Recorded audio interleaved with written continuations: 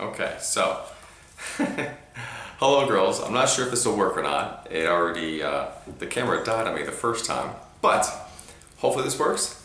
I have the book called If I Ran the Circus by Dr. Seuss. I'm not sure how far I'll get in. It's a pretty long book, lots of pages. So we'll see, but I'll see if I can find a good spot to stop at. But anyways, here's the book, If I Ran the Circus by Dr. Seuss. And all the whole town, the most wonderful spot is behind Sneelock's store in the big vacant lot. It's just the right spot for my wonderful plans, said young Morris McGurk, if I clean up the cans. Now a fellow like me, said young Morris McGurk, could get rid of this junk with half-hour's work. I could yank up those weeds and chop down the tree and haul off those cars. There are just 2 or 3. And then the whole place would be ready, you see. Excuse me. All ready to put up the tents for my circus. I think I will call it the Circus McGurkus. The Circus McGurkus, the world's greatest show on the face of the earth or wherever you go. Ooh, sounds pretty good. Oh, look at that. All the animals and the train. The Circus McGurkus, the cream of the cream. The Circus McGurkus, the circus supreme. The Circus McGurkus, colossal, stupendous, astounding, fantastic, terrific, tremendous. I'll bring in my acrobats, jugglers, and clowns from 1,033 faraway towns to the place that you'll see 'em, and ladies and gents, right behind Sneelock's store in the great McGurk tents. And I don't suppose old Mr. Sneelock will mind when he suddenly has a big circus behind. After all, Mr. Sneelock is one of my friends. He might even help out doing small odds and ends. Doing little odd jobs he could be of some aid, such as selling balloons and the pink lemonade. I think 500 gallons will be about right. And then I'll be ready for opening night. Wow, that's a lot of lemonade. What an opening night! What a night! What a sight!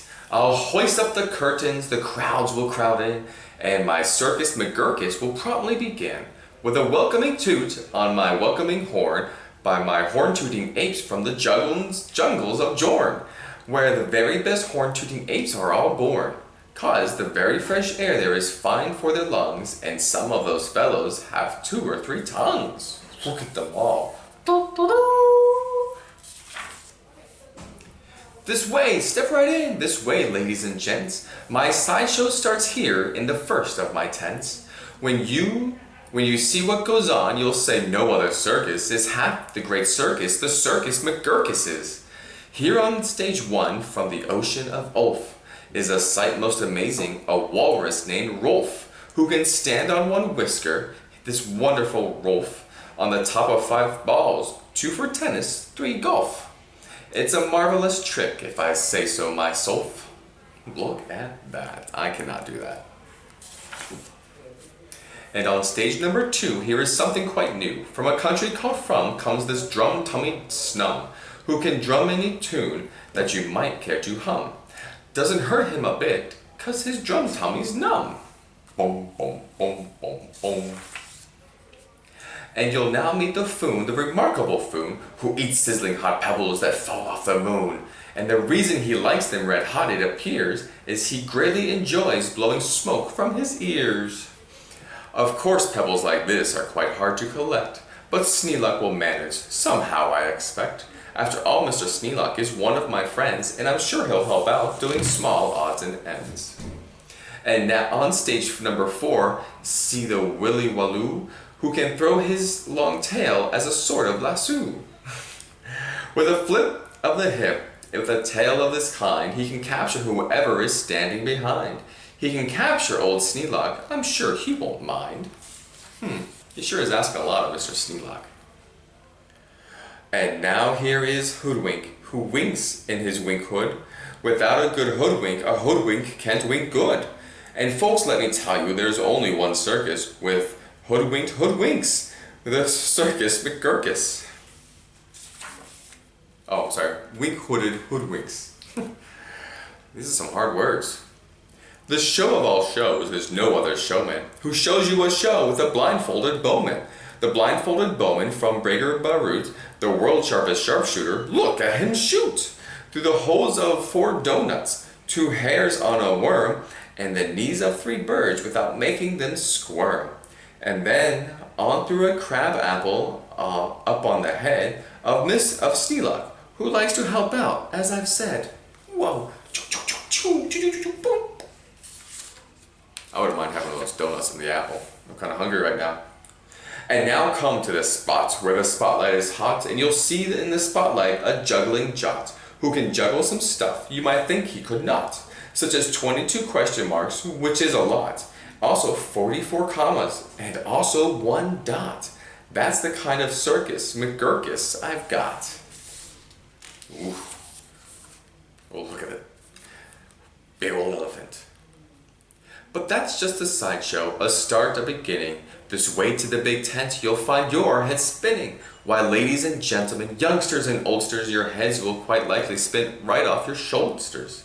So hurry, step lively, quick, ladies and gents, and get into your seats in my tent of all tents. My parade of parades is about to commence.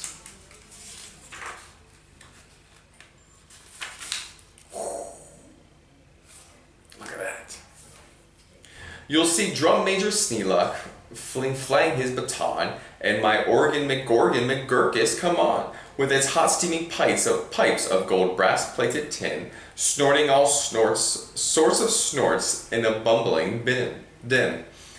That is super stupendous, roarous, and when I play Dixie, please join in the chorus. Oh, that was a tongue twister. Then a fluff muffled truffle will ride on a huffle, and next in the line a fine flummox will shuffle. The flummox will carry a lunch in a pail, and a fiddle will carry the flummox's tail.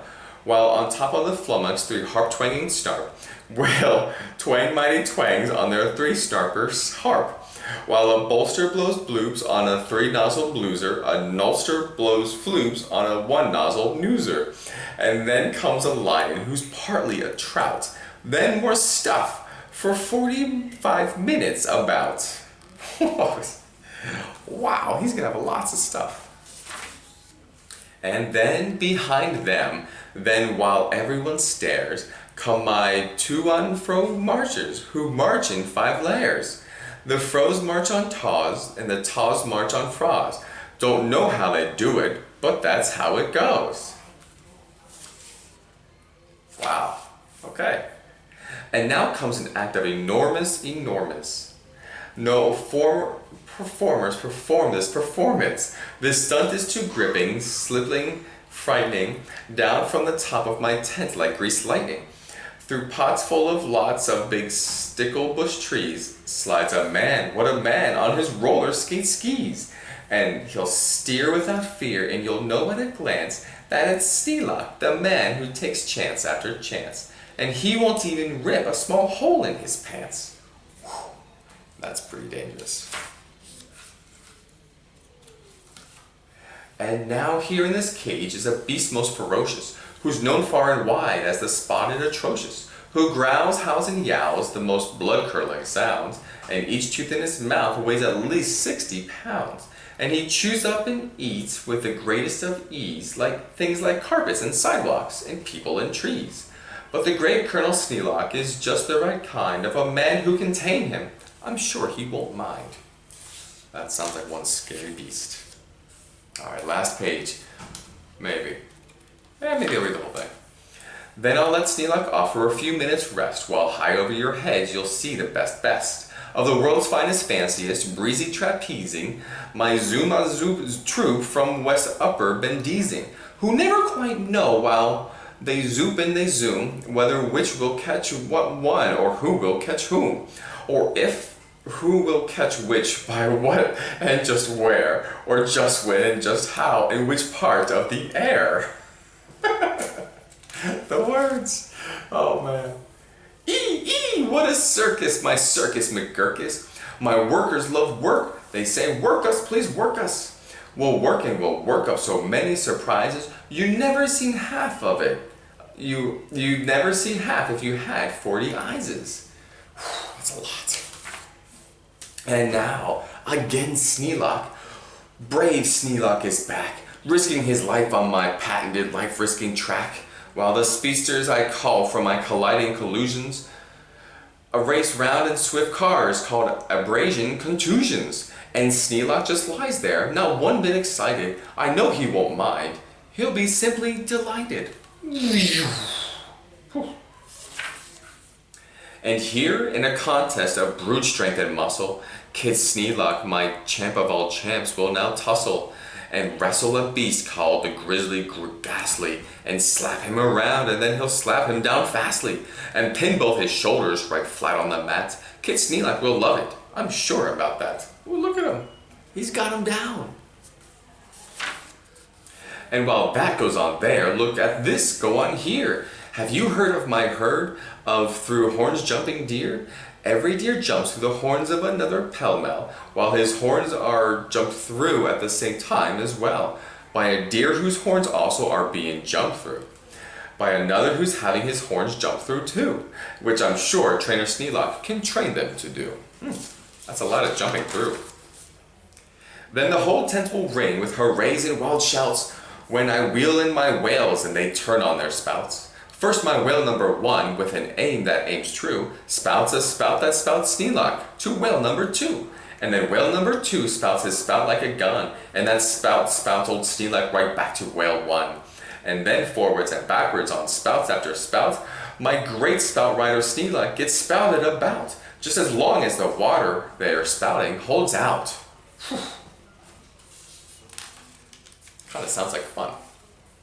Then my tournament knights, noble 8s without fears, Sir Hector, Sir Vector, Sir Bobson, Sir Beers, Sir Hawkins, Sir Dawkins, Sir Jocks, and Sir Jeers, clatter into the tent while everyone cheers, snag a roust about joust with their boxing glove spears. Look at that. Kaboom. They almost look like flying camels. And while all this wild ruckusing goes on below, on the top of the tent, look, the stars of my show. Great daredevil Sneelock, the world's bravest type, he comes pulled through the air by 3 Subrayan snipe, on a dingus contraption attached to his pipe. And while people below are all turning chalk white, and all biting their fingernails off with their fright, great Sneelock soars up to a terrible height. Man, this Mr. Sneelock's pretty amazing. Then he shakes himself loose, he starts down in a dive, such as no man on earth could come out of alive. But he smiles as he falls, and no fear does he feel. His nerves are like iron, his muscles like steel, and he plunges down with his hair still combed neat, 4,692 feet. Wow. Then he'll land in a fishbowl, he'll manage just fine. Don't ask how he'll manage, that's his job, not mine. Why, he'll be a hero, of course he won't mind, when he finds that he has a big circus behind. I think that Mr. Sneelock's in for a big surprise when that circus shows up. Well, I guess I got to read the whole book for you girls. I thought it was going to take a lot longer, but I didn't, and it was such a fun one, I just wanted to keep on reading it. Well, I hope you enjoy it, and you guys can read it too. And I will be talking to you soon. Enjoy the snow. You guys just got that snow the other day. I hope you got to do lots more playing in it. Alright, I love you both. Bye.